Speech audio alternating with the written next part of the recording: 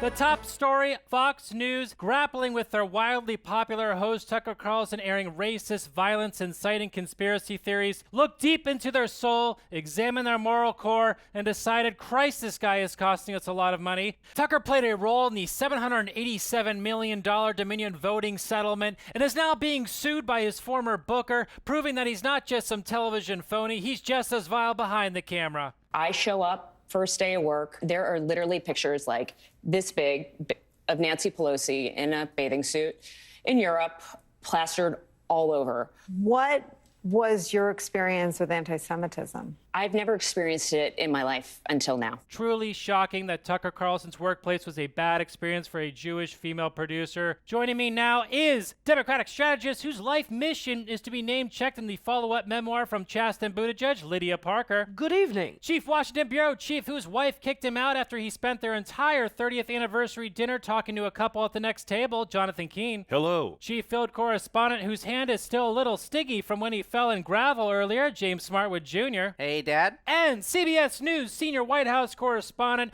who woke up at 3 a.m. in front of the fridge giving a full report on the state of today's carrots, Weijia Jiang. Thanks for being here, Weijia. Great to be with you, James. Weijia, Tucker Carlson's firing comes as Fox News faces massive ongoing legal and financial exposure. What's the state of affairs over there? And when you answer, please set aside your relentless, frankly gauche campaign to become Tucker's replacement. Well, all of this unfolded, of course, when Fox News decided to settle with Dominion Voting Systems for that whopping number that you mentioned at the top of the show. And really, that investigation unearthed a lot about Tucker Carlson and what he said about colleagues, sort of his SOP in running his show. And so this is the aftermath. And I think it shows that News Corp and Fox News is sending a message that regardless of how popular one of our hosts is, nobody is untouchable. Well, look, we're all praying for the Murdochs, but I don't believe the reports about why this happened. I'm convinced he did something inappropriate at his April 20th Hitler birthday celebration. I'm concerned America can't weather the end of Tucker Carlson lawsuits, which have consistently served as a stimulus to our wobbly economy. Hey, I look forward to Tucker unveiling the Rube Goldberg machine that connects his firing to a trans athlete joining a swim team. And now the search begins for Tucker's successor. I'm going with either Jesse Waters or a 2-foot-tall, gleaming Aryan goblin. Well, I am getting word that the goblin was just Me Too'd. Wow, that was quick. I could see it coming. Now moving on,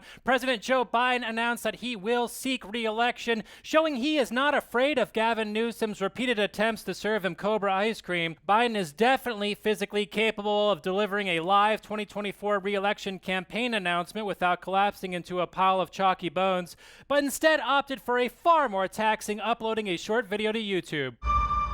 Freedom. Personal freedom is fundamental to who we are as Americans. That's been the work of my first term, to fight for our democracy, to protect our rights. Biden there appealing to DraftKings-obsessed America by asking voters to bet their rights on Joe Biden's threadbare aorta. Weijia, the White House could have gone with numerous lofty messages, including the other guy boinked a porn star, but instead went with freedom. What are you hearing from the White House on this campaign? So I think this was an opportunity for the Biden campaign to capitalize on the current state of affairs for the current Republican frontrunner, which is, of course, former President Donald Trump. The big question now is whether he's going to rely on video messages like the one we saw today or actually get out there on the campaign trail.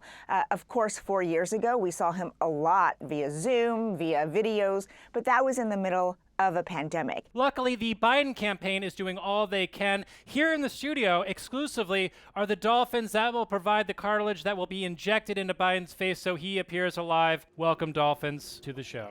I don't know if I like democracy hinging on the dolphins. Keep your voice down. The dolphins are right there. They actually can't hear. Dolphins cannot hear. Even if they can hear, dolphins don't have the ability to get offended. We know that. Is that true? Just insult the dolphin quickly. Keene, why Like don't a you roast start? comment? Okay, your skin is far too shiny. Oh, Over the line, Keene. What's Way wrong over the with line. you? We're all gonna get fired, Keene.